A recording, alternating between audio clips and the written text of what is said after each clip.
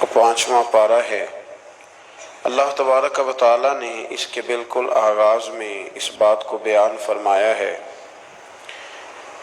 کہ جب تک عورت کسی ایک شخص کے نکاح میں ہو دوسرے کے ساتھ اس کا نکاح نہیں ہو سکتا۔ گویا قرآن مجید نے ایک اسلوب یہ بیان کیا کہ ایک وقت میں ایک خاوند کے نکاح میں تو چند بیویاں ہو سکتی ہیں، لیکن یہ ممکن نہیں ہے کہ ایک عورت کے 2 شوہر ہوں۔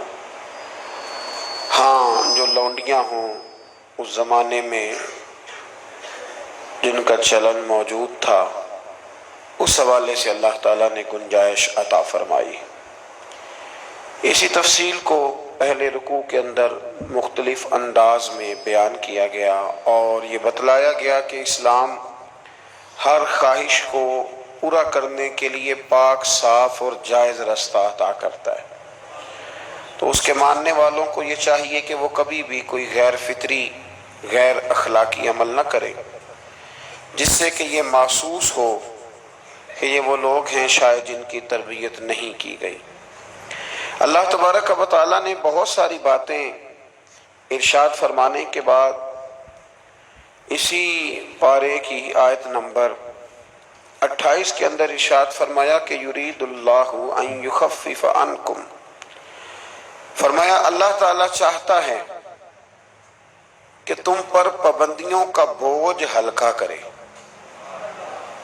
اللہ کریم کی رضا یہ ہے کہ تمہیں آسان دین دیا جائے، آسان دین۔ پابندیوں کا بوجھ تم پر کیوں؟ اس لیے خود ہی بیان فرماتا ہے، فرمایا وَخُلِقَ الْإِنسَانُ ضَعِيفًا، اس لیے کہ ہم نے انسان کو کمزور پیدا کیا ہے۔ رب فرماتا ہے کہ میں نے چونکہ پیدا کیا ہے تو میں اس کی صلاحیتوں کو جانتا ہوں، تو میں اسے کوئی ایسی شریعت نہیں دوں گا، کوئی ایسا دین نہیں دوں گا، مسلمانوں تم پر کوئی ایسا بوجھ نہیں ڈالا جائے گا جو تم سے اٹھایا نہ جا سکے۔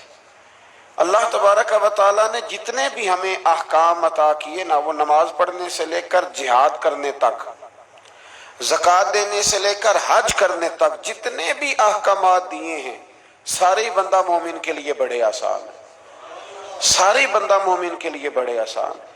اور جب انسان اس رستے پہ چلتا ہے تو پھر اللہ تبارک و تعالیٰ اس کی مدد فرماتا ہے، پھر اللہ اس کے لیے آسانیاں فرماتا ہے۔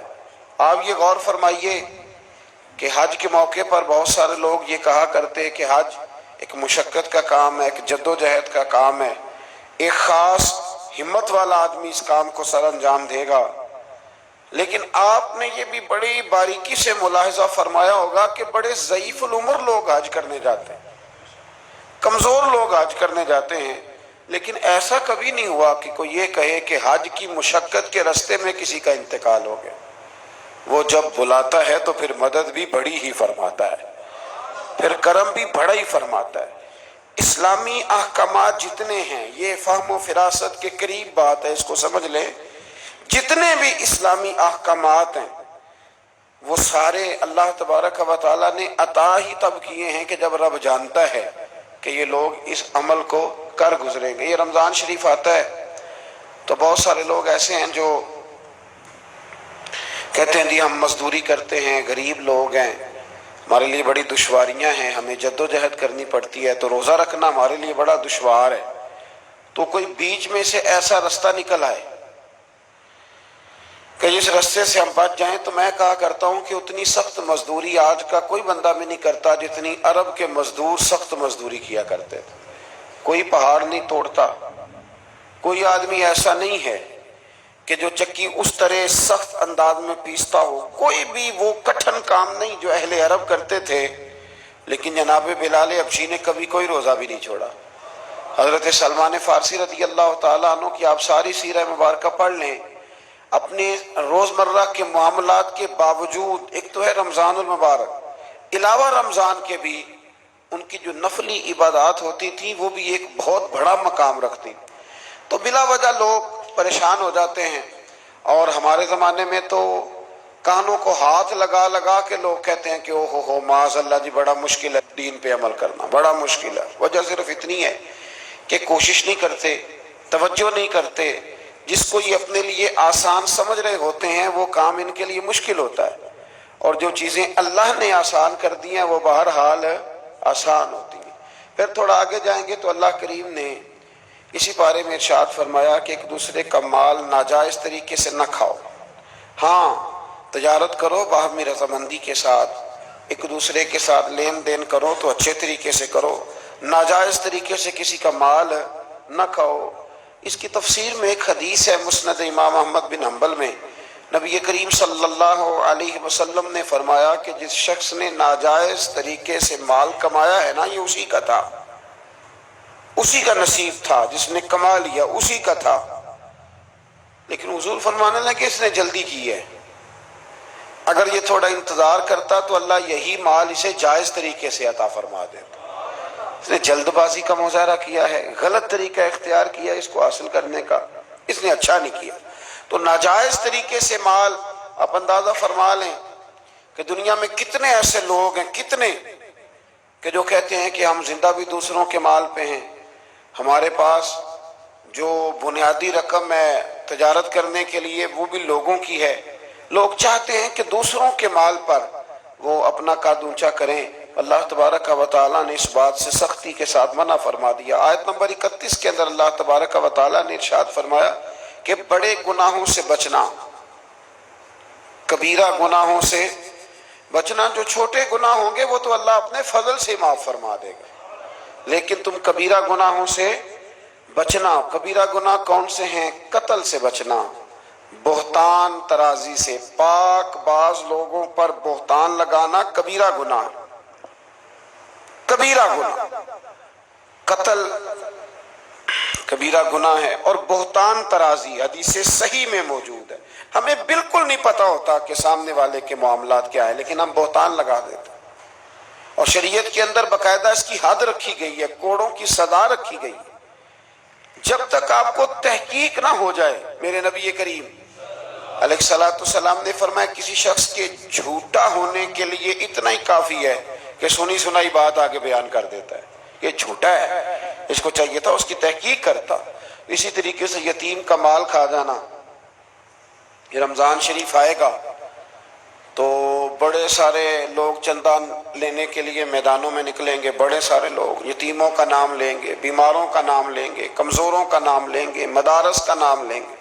اللہ سے ڈرنا چاہیے۔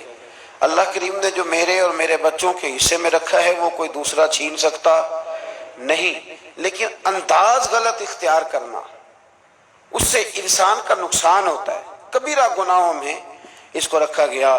اسی طرح زنا کرنا، میدان جہاد سے بھاگ جانا، والدین کی نافرمانی کرنا، یہ سب کبیرہ گناہ ہے۔ اور اللہ کریم نے آیہ مقدسہ میں ارشاد فرمایا کہ تم کبیرہ گناہوں سے بچ جانا، صغیرہ اللہ اپنے فضل سے معاف کر دے گا۔ صغیرہ گناہ کیسے معاف ہوتے ہیں؟ نبی کریم علیہ السلام نے فرمایا تم فرض نماز کے بعد نا 33 بار سبحان اللہ پڑھو، 33 بار الحمدللہ، اور 34 بار اللہ اکبر پڑھو۔ یا رسول اللہ کیا ملے گا؟ فرمایا تمہارے گناہ اگر سمندر کی جھاگ کے برابر بھی ہوئے تو اللہ اپنے فضل سے معاف فرما دے گا۔ اور فرمایا نماز تسبیح زندگی میں ایک دفعہ پڑھ لینا، اگر تمہارے گناہ سمندر کی جھاگ کے برابر ہوئے تو اللہ معاف فرما دے گا۔ بہت سارے ایسے وظائف، بہت سارے ایسے اعمال، لیکن ان سے صغیرہ گناہ معاف ہوتے ہیں، کبیرہ گناہ ان سے معاف نہیں ہوتے۔ تھوڑا سا آگے چلیں گے تو اللہ تبارک و تعالیٰ نے حکم دیا ہے کہ اللہ کی عبادت کرو، لیکن فقط عبادت کر کے اپنے آپ کو مطمئن نہ کرو، بلکہ اس کے ساتھ حقوق بھی ادا کرو۔ وَاعْبُدُوا اللَّهَ وَلَا تُشْرِكُوا بِهِ شَيْئًا، اللہ کی عبادت کرو اور اس کے ساتھ کسی کو شریک نہ ٹھہراؤ، اور اس سے آگے بھی بڑھو۔ وَبِالْوَالِدَيْنِ إِحْسَانًا، اپنے والدین کے ساتھ احسان کرو۔ یہاں مفسرین نے بیان کیا کہ یہ نہیں کہا گیا کہ والدین پر احسان کرو، والدین کے ساتھ احسان کرو، ان کے ساتھ اچھا رویہ اختیار کرو۔ حضرت قاضی صاحب رحمۃ اللہ نے یہاں ایک جملہ لکھا ہے، بڑا ہی دل کرتا ہے میرا کہ وہ جملہ کہہ دوں۔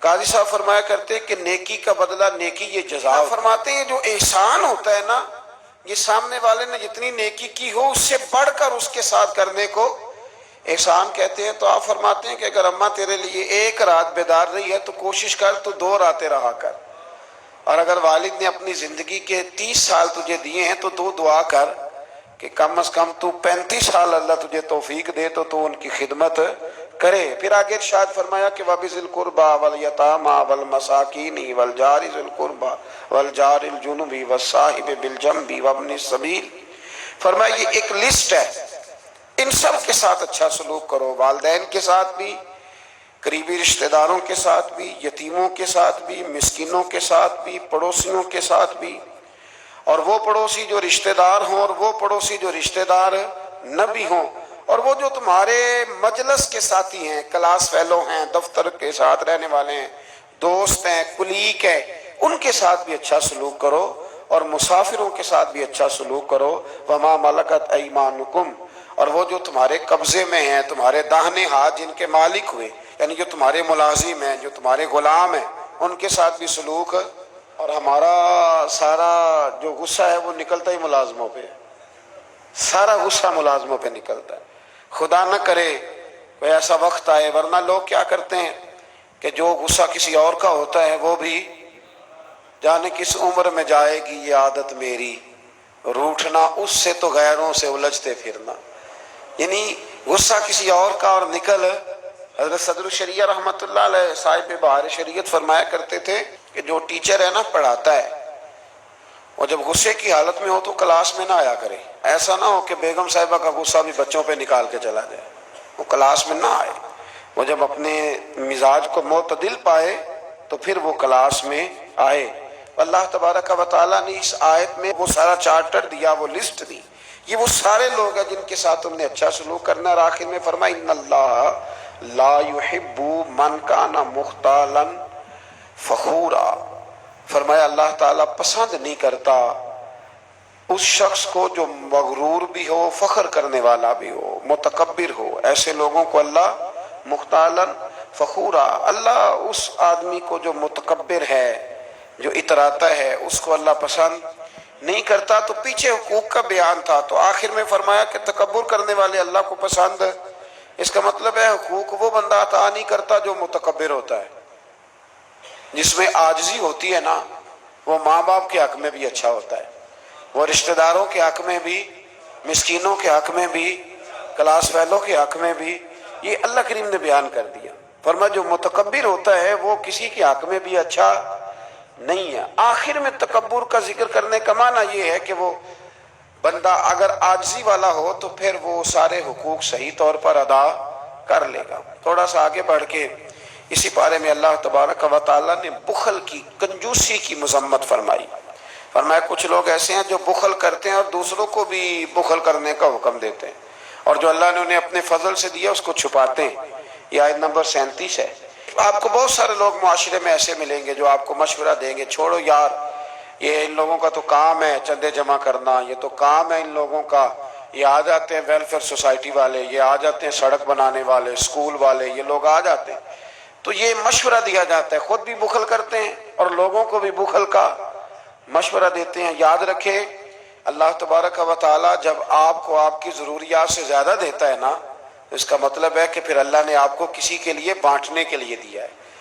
جب اللہ تبارک و تعالیٰ نے دیا ہے تو پھر اللہ کے دیے سے اس کی راہ میں خرچ کرنا یہ انسان کو نفع دیتا ہے، یہ اس کا فائدہ کرتا ہے۔ میرے نبی پاک علیہ السلام نے فرمایا جب صبح ہوتی ہے نا تو 2 فرشتے زمین پر اترتے ہیں، ایک فرشتہ یہ کہتا ہے کہ اے اللہ سخی کو زیادہ عطا فرما، اور دوسرا کہتا ہے اللہ جو بخیل ہے نا، کنجوس ہے، ہونے کے باوجود خرچ نہیں کرتا، اللہ اسے روک لے، اسے عطا نہ فرما۔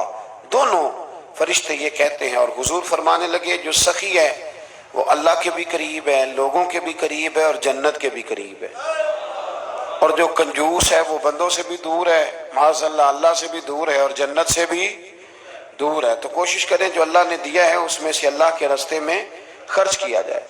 انہی آیات مقدسہ میں پھر امانتیں ادا کرنے کا بھی حکم ہے، آگے چل کے پھر حسد کی ممانعت بھی فرمائی گئی، پھر ان لوگوں کو سمجھایا گیا کہ جو بلا وجہ لوگوں کو حاکموں تک لے جاتے ہیں، یعنی بلا وجہ کے مقدمات، بلا وجہ یہ جو ہمارے مالدار لوگ ہوتے ہیں انہوں نے تو ایک پکا وکیل رکھا ہوتا ہے مقدمے کرنے کے لیے، اس پہ بھی کر دو، اس پہ بھی کر دو، اس پہ بھی کر دو، الجھائے رکھتے ہیں۔ اور بغیر کسی سبب کے بعض لوگوں کی یہ عادت ہوتی ہے لوگوں کو تنگ کرنا، نوٹس بھیجتے رہنا۔ اللہ کریم نے ان آیات کے اندر منع فرمایا۔ 5ویں پارے کی سورہ نساء کی آیت نمبر 64 فرمایا وما ارسلنا من رسول الا لیطاع باذن اللہ، فرمایا ہم نے جو رسول بھی دنیا میں بھیجے اس لیے بھیجے کہ ان کی اطاعت کی جائے، ان کی فرما برداری کی جائے۔ اور آگے ارشاد فرمایا وَلَوْ أَنَّهُمْ إِذ ظَّلَمُوا أَنفُسَهُمْ جَاءُوكَ، محبوب جب یہ لوگ اپنی جانوں پہ ظلم کر بیٹھے تو آپ کی بارگاہ میں حاضر ہو جائیں۔ وَلَوْ أَنَّهُمْ إِذ ظَّلَمُوا أَنفُسَهُمْ جَاءُوكَ، محبوب جب یہ اپنی جانوں پہ ظلم کریں تو آپ کی بارگاہ میں حاضر ہو جائیں۔ ظلم سے مراد جب گناہ کر بیٹھیں پھر کیا کریں؟ فَاسْتَغْفَرُ اللَّهَ، اللہ سے معافی مانگیں، وَاسْتَغْفَرَ لَهُمُ الرَّسُولُ، اور رسول بھی ان کی سفارش کر دیں، لَوَجَدُ اللَّهَ تَوَّابًا رَحِيمًا، تو یہ ضرور اللہ کو توبہ قبول کرنے والا اور رحم کرنے والا پائیں گے۔ تو یہ کون فرما رہا ہے؟ اللہ کریم کہ جب اپنی جان پہ ظلم کرو تو میرے محبوب کے دروازے پہ آ جاؤ۔ مجرم ہو تو منہ اشکوں سے دھوتے ہوئے آؤ، آؤ در تواب پہ روتے ہوئے آؤ۔ قرآن میں موجود ہے توبہ کا طریقہ، سرکار کی دہلیز سے ہوتے ہوئے آؤ۔ اب کچھ لوگ یہاں اپنی مرضی کی تشریح بھی کرتے ہیں، کچھ لوگوں کا مزاج بن جاتا ہے، وہ کہتے ہیں جی پہلے تو کہنے لگے کہ اس آیہ مبارکہ کے مفاہیم ہی کچھ اور ہیں، پھر جب امت نے زیادہ بیان کیا تو کہنے لگے یہ حضور کی حیات ظاہرہ تک تھی۔ تو میں نے کہا یہ کہاں لکھا ہوا ہے؟ قرآن مجید میں کہاں لکھا ہوا ہے؟ اللہ پاک نے تو مطلق کہہ دیا کہ جب بھی ظلم کرو تو میرے محبوب کی بارگاہ میں، چاہیے تھا نا کہ جو تشریح تم کر رہے ہو۔ اللہ کریم انہی الفاظ کے ساتھ بیان فرماتے کہ زندگی میں جانا بعد از وصال نہ جانا۔ تو جب اللہ کریم نے اس حکم کو مطلق رکھا، مسند امام احمد بن حنبل میں حدیث ہے، خلیفہ عبد الملک بن مروان کہتا ہے کہ میں رات کے وقت نہ نبی کریم علیہ السلام کے روضہ اطہر کی طرف نکلا تو میں نے ایک شخص کو نا حضور کی قبر انور پر لیٹے ہوئے دیکھا، اور کس طرح لیٹے تھے کہ اپنے رخسار نبی پاک علیہ السلام کی قبر کے ساتھ وہ رگڑ رہے تھے۔ تو کہتے میں نے ان کو ٹھوکر ماری، میں نے کہا تمہیں پتہ ہے تم کیا کر رہے ہو؟ کہتے جب انہوں نے چہرہ اٹھایا تو میں حیران ہی ہو گیا کہ وہ عام آدمی نہیں، وہ تو حضرت ابو ایوب انصاری ہیں، اور کہنے لگے مجھے پتہ ہے میں کیا کر رہا ہوں، میں کسی بت اور پتھر کے پاس نہیں آیا، میں اپنے رسول کے پاس حاضر ہوا، حضرت ابو ایوب انصاری۔ یہ انداز دیا ہے ہمیں صحابہ نے۔ حضرت مولا کائنات شیر خدا علی المرتضیٰ رضی اللہ تعالیٰ عنہ فرماتے ہیں حضور کے وصال کو تیسرا دن تھا، بڑی تکلیف تھی، بڑا غم تھا، دکھ ابھی تازہ تھا، میں حضور کی قبر انور سے تھوڑے سے فاصلے پر بیٹھا تھا، امام قرطبی نے اس کو لکھا ہے۔ تو کہتے ہیں ایک شخص آیا اور مجھ سے آ کے پوچھتا ہے کہ نبی پاک علیہ السلام کہاں ہیں؟ کہتے جو کہ زخم تازہ تھا، 3 دن گزرے تھے، تو میں رو پڑا، میں نے کہا وہ جو سامنے مزار پر انوار ہے نا قبر اطہر، وہ میرے نبی پاک کی ہے۔ تو کہتے ہیں وہ حضور کی بارگاہ میں آیا اور اس نے مٹی اٹھا کے اپنے سر پہ ڈالی، عرض کرنے لگا یا رسول اللہ صلی اللہ علیہ وسلم، رب فرماتا ہے ظلم کر لو تو میرے محبوب کی بارگاہ میں آؤ، تو میں تو آ گیا ہوں، مجھ سے غلطی ہو گئی، بھول گیا تو حضور میں آ گیا ہوں، تو آپ نے پردہ کر لیا، میں کدھر جاؤں؟ حضرت علی فرماتے ہیں وہ اس درد سے رویا کہ میں بھی رو پڑا۔ آپ فرماتے ہیں مجھے اللہ کی عزت کی قسم میں نے اپنے کانوں سے سنا، حضور کی قبر انور کے اندر سے آواز آئی، او اعرابی چلا جا، اللہ نے تیرے سارے گناہ معاف فرما دیے۔ مجرم ہو تو منہ اشکوں سے دھوتے ہوئے آؤ، آؤ در تواب پہ روتے ہوئے آؤ۔ قرآن میں مذکور ہے توبہ کا طریقہ، پر سرکار کی دہلیز سے ہوتے ہوئے آؤ۔ اور پھر بالکل متصل اس سے آگے فرمایا فلا وربک لا یؤمنون حتی یحکموک فیما شجر بینہم۔ کیا انداز ہے! اور اس انداز کی یہ قرآن مجید میں شاید انفرادی آیت ہو۔ فرمایا محبوب مجھے تیرے رب کی قسم، عجیب انداز ہے نا قسم اٹھانے کا، اے محبوب مجھے تیرے رب کی قسم، یہ انوکھا انداز ہے۔ قرآن مجید کا، فرمایا محبوب مجھے تیرے رب کی قسم یہ لوگ اتنی دیر تک مومن نہیں ہو سکتے جب تک اپنی ہر بات میں تیرا فیصلہ قبول نہیں کر لیتے۔ بڑا معروف واقعہ ہے لیکن یہاں اس کا ذکر کرنا بھی بڑا ہی ضروری ہے۔ ایمان اور عقیدے کے لحاظ سے وہ اتنا زرخیز واقعہ ہے، اتنی خوبصورت ٹھنڈک ہے کہ جو دل کو، آنکھوں کو، کلیجے کو سکون دیتا ہے۔ ایک منافق کا اور ایک یہودی کا جھگڑا ہو گیا۔ وہ جو منافق تھا نا وہ کلمہ پڑھتا تھا، منافق کہتے ہیں اس کو ہیں جو اپنی زبان سے کلمہ پڑھے اور اندر اس نے نفاق چھپایا، وہ دونوں کا جھگڑا ہو گیا۔ نبی کریم علیہ السلام کی بارگاہ میں حاضر ہوئے تو حضور نے فیصلہ یہودی کے حق میں دیا، کلمہ گو کے حق میں نہیں دیا، اس منافق کے حق میں۔ وہ نہ کہنے لگا جی میں تو فیصلہ حضرت عمر سے کراؤں گا۔ وہ حضرت عمر فاروق کے پاس گئے اور جا کر کے کہا کہ یہ ہمارا معاملہ ہے تو فیصلہ کر دے۔ جناب عمر بات سننے لگے تھے کہ وہ یہودی بولا، کہنے لگا عمر ایک بات کا لحاظ کر لینا کہ نبی کریم کی بارگاہ میں یہ بات پہلے سے طے ہو چکی ہے اور حضور نے میرے حق میں فیصلہ دے دیا ہے، پر یہ کلمہ پڑھ کے کہتا ہے کہ میں نے عمر سے فیصلہ کرانا ہے، میں معاذ اللہ حضور کے فیصلے کو نہیں مانتا۔ جناب عمر فرمانے لگے بیٹھو پھر میں ابھی آیا۔ حضرت عمر اندر تشریف لے گئے اور تلوار لائے، اور تلوار اٹھاتے ہی اس منافق کی گردن اتار دی۔ فرمایا جو میرے نبی کا فیصلہ نہ مانے، عمر کی تلوار اس کا فیصلہ کر دیا کرتی ہے۔ شور ہو گیا جیسے آج لوگ شور کرتے ہیں، کلمہ گو کو ایسے کہہ دیا، کلمہ گو کو یہ، وہاں بھی شور ہو گیا کہ کلمہ گو مار دیا جی عمر نے، کلمہ پڑھنے والا مار دیا، کلمہ پڑھنے والا مار دیا، مسلمان مار دیا، وہ تو کلمہ پڑھتا تھا۔ جب بہت شور ہوا تو اللہ تعالیٰ نے قرآن مجید کی یہ آیت نازل فرمائی، فرمایا محبوب کون سا کلمہ اور کون سا اس کا ایمان؟ ایمان تو تب مکمل ہوگا جب تیرے فیصلے قبول کرے گا۔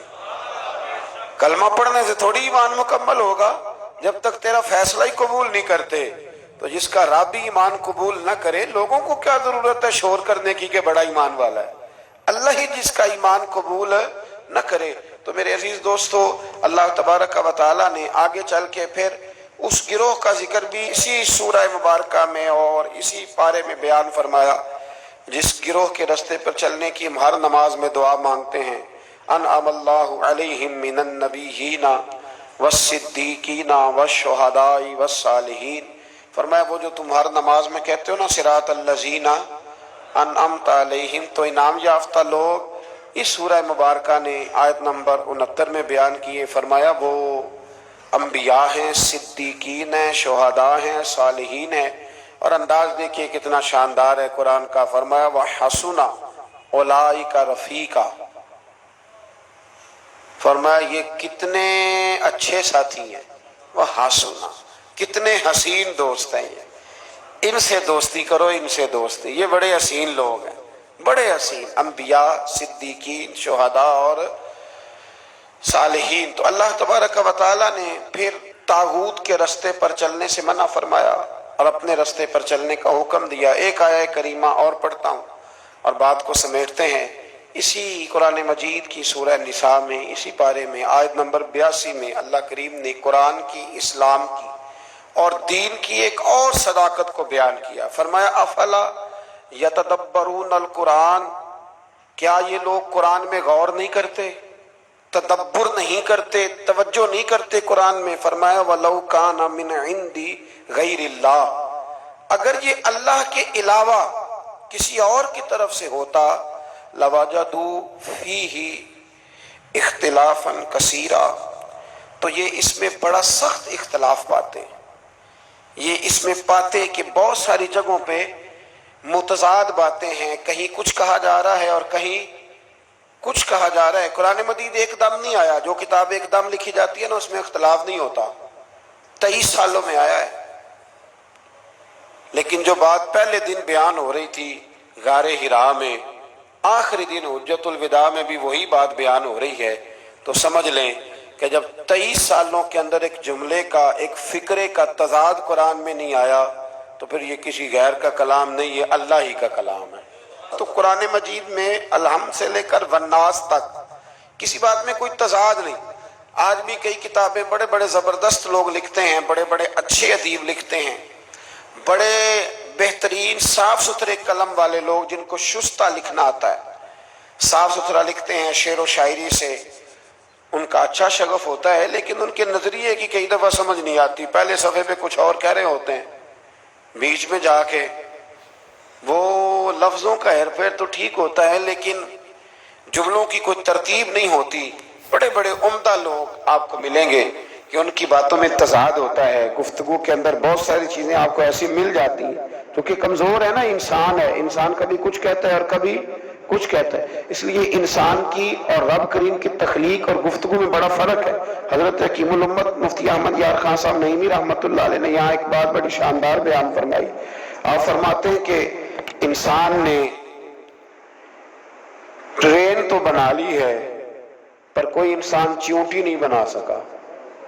ٹرین بڑی ہوتی ہے نا، بلکہ بہت بڑی ہوتی ہے، اور چیونٹی اس کے مقابلے میں چھوٹی ہوتی ہے۔ تو فرماتے ہیں کہ ٹرین بنا لی ہے پر آج تک کوئی بندہ چیونٹی، فرمانے لگے بڑے بڑے اس نے بلب بنا لیے، لائٹیں بنا لی، بڑا کچھ کر لیا، پر جگنو بنا سکا؟ جگنو بڑا چھوٹا ہوتا ہے، تو اس نے بڑا کچھ بنا لیا ہے پر جگنو نہیں بنا سکا۔ تو سمجھ میں یہ بات آتی ہے، شعور میں یہ بات بیٹھتی ہے کہ اللہ کی تخلیق صرف اللہ ہی کی ہے۔ کسی بندے کی تخلیق، حالانکہ وہ بھی اللہ کی دی ہوئی، میں یہ بات آتی ہے، شعور میں یہ بات بیٹھتی ہے کہ اللہ کی تخلیق صرف اللہ ہی کی ہے۔ کسی بندے کی تخلیق، حالانکہ وہ بھی اللہ کی دی ہوئی عقل سے کچھ تخلیق کرتا ہے، اگر کرتا ہے اللہ کی دی ہوئی طاقت سے کرتا ہے، لیکن رب کریم کی تخلیق کے قریب قریب بھی کوئی چیز جا سکتی۔ تو اگر ہمیں بندوں کا کلام بڑا فائدہ دیتا ہے، حضرت میاں محمد بخش صاحب رحمۃ اللہ علیہ کا کلام پڑھا جائے، چونکہ ہمیں سمجھ آتی ہے تو اس کا سحر طاری ہو جاتا ہے۔ اسی طریقے سے اگر کوئی اچھا باعمل عالم گفتگو کرے تو دل پہ بات اثر کرتی ہے، اور میرے رسول کریم اگر کلام فرمائیں تو حضرت انس بن مالک فرماتے ہیں حضور گفتگو کرتے تھے قیامت کے بارے میں تو لگتا تھا اٹھ کے باہر جائیں گے تو قیامت آ جائے گی۔ تو یہ ساری باتیں اگر اثر رکھتی ہیں تو پھر بتائیے اللہ کا قرآن کتنا اثر رکھتا ہے۔ اس میں تدبر کریں، اس میں غور کریں، اس میں فکر کریں، تو انشاءاللہ اللہ تبارک و تعالیٰ بہت سارے راستے آسان کرے گا۔ اللہ سمجھنے کی توفیق عطا فرمائے۔ آخر دعوانا